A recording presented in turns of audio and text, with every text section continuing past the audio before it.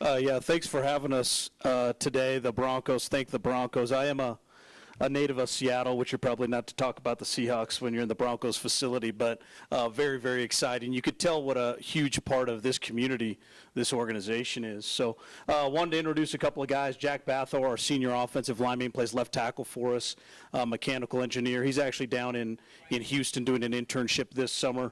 Jermaine Williams is from Stockton, California. Jermaine played for us in the 17 season, a transfer from Delta College, redshirted for us a season ago, and is back for his senior campaign. Michael Retland, you guys know his personality. If you've met Michael, you know he's an infection that you want to catch, a good infectious personality. Been a great player for us. I think the changes we're making with the lunch pail defense are going to really be great for him in his senior campaign. He's from right here in Aurora, Colorado. And then Brian Acuna, defensive lineman, a couple of industrial engineers over here. But Brian originally from Nigeria, but played his high school football in the Houston area. So very proud of these young men. I think they're going to represent us great. And I think we echo everybody that we're ready to go in 45 days. Michael, Jack, Brian, Jermaine, your guys' thoughts on the upcoming season here? You know, it's going to be interesting seeing how the team's changed. Since like Coach said, I've been down in Houston, so I haven't been a part of the offseason training with the team. So it's going to be interesting to see how the younger guys have built up over the offseason and see how the playbook's progressing and how they're learning that kind of thing. Personally, I've been working down in Houston with one of their training facilities down there, getting some good work in. So it'll be interesting to see how the team has changed over the past 3 months. The whole thing about our team, we're a family, and I'm pretty sure everyone would vouch for their team to be a family as well. And the same thing about going for my family. We're going to come out. We're going to prove ourselves. That's really all we got to say.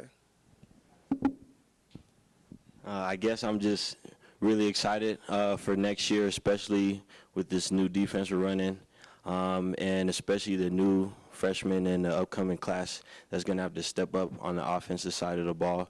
So I'm just excited what everyone's going to bring out for next year. Yeah, like Mike said, I'm really excited for the season. It's been a good summer. It's been a good off season. I've been in Rapid all summer. I work out there, so I go from work to workouts every day. I feel very confident in my abilities, the abilities of my teammates, especially the young guys that we have coming back this year as well. So it's going to be a good year for us. Open up questions to the floor.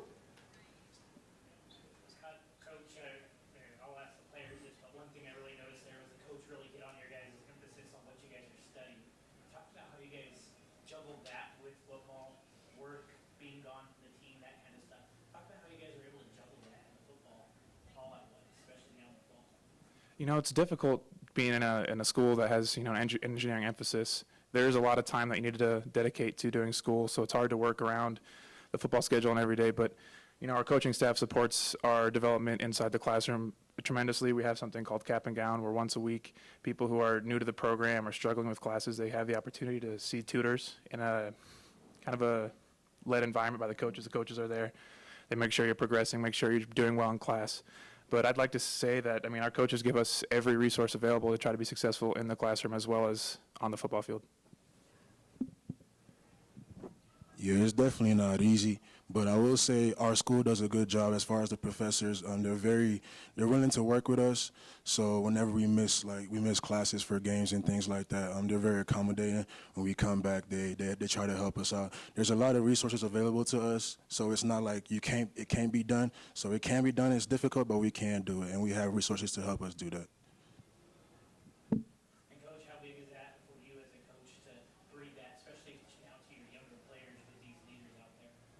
Yeah, for the most part, just in the recruiting process, just based on the style of student that goes to South Dakota Mines, we're going to get those players that are internally motivated, that they want it. When you have that rare case where someone's struggling significantly to sort of catch on and grasp on, you put in that time to make it happen. When you have players, the one thing at our school that's a little different is most schools I've been at, I'm a political science major, so all you had to do was make sure the blue book was full, and that was at least a B. You actually have to get right answers in most of our classes at South Dakota Mines. Totally different deal. So effort doesn't always equal results in the classroom at South Dakota Mines the way it does at virtually every other school I've been at.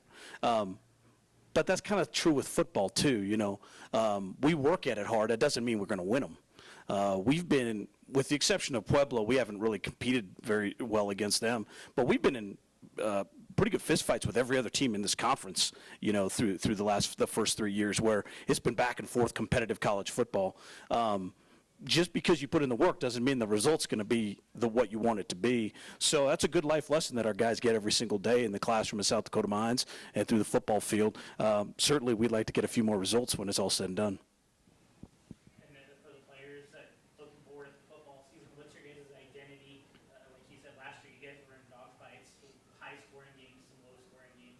So you guys have shown both defensive and offensive prowess. What's your identity?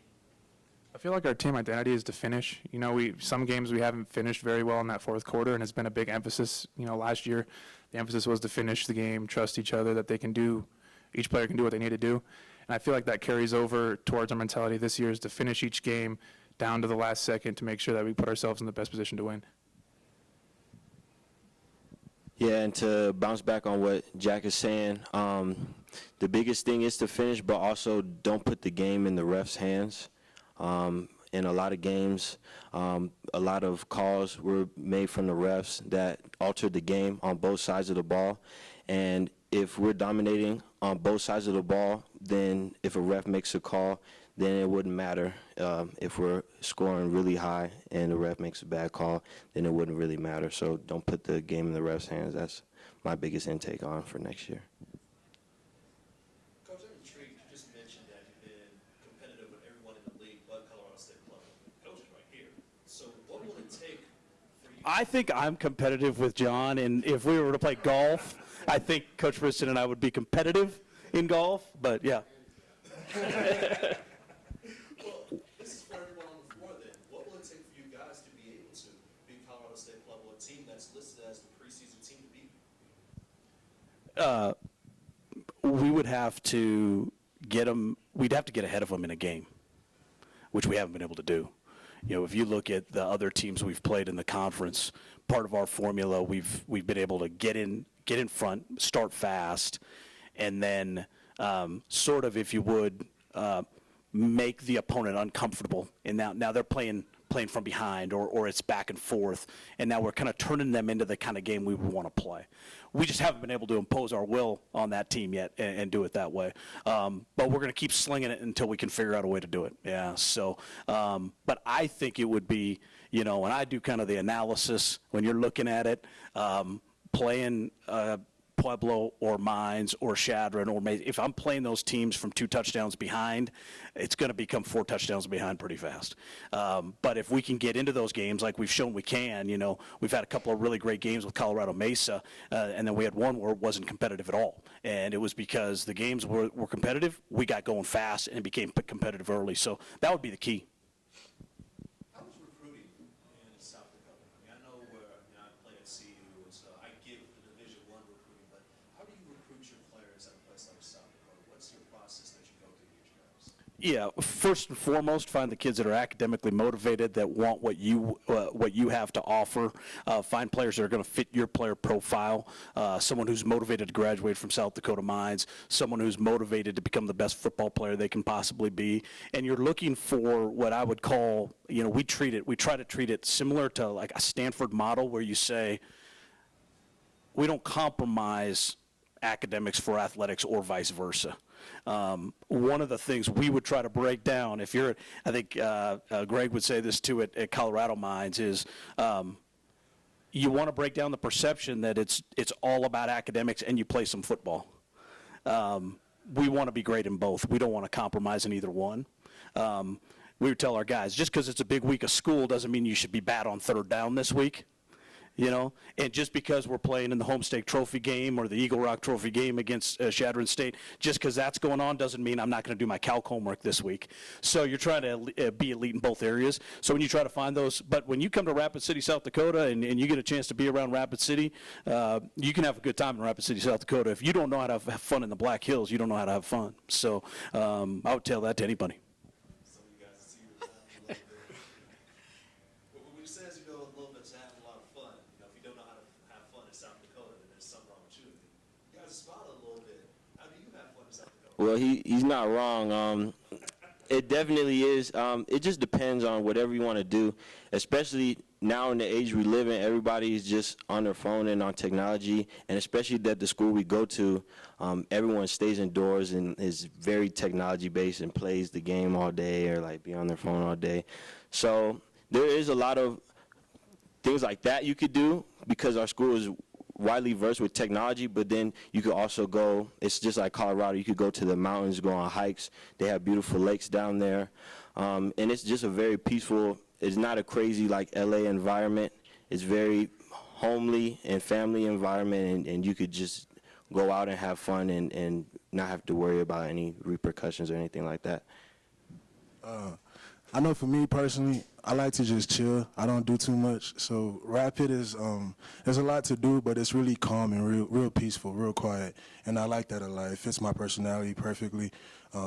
Once in a while, I'll go on hikes and stuff. I don't do the cliff jumping because, the water and all that. But it's cool, though. It's real fun out there. It's real fun. There's a lot to do for everybody. Anybody can have fun out there, I'll say.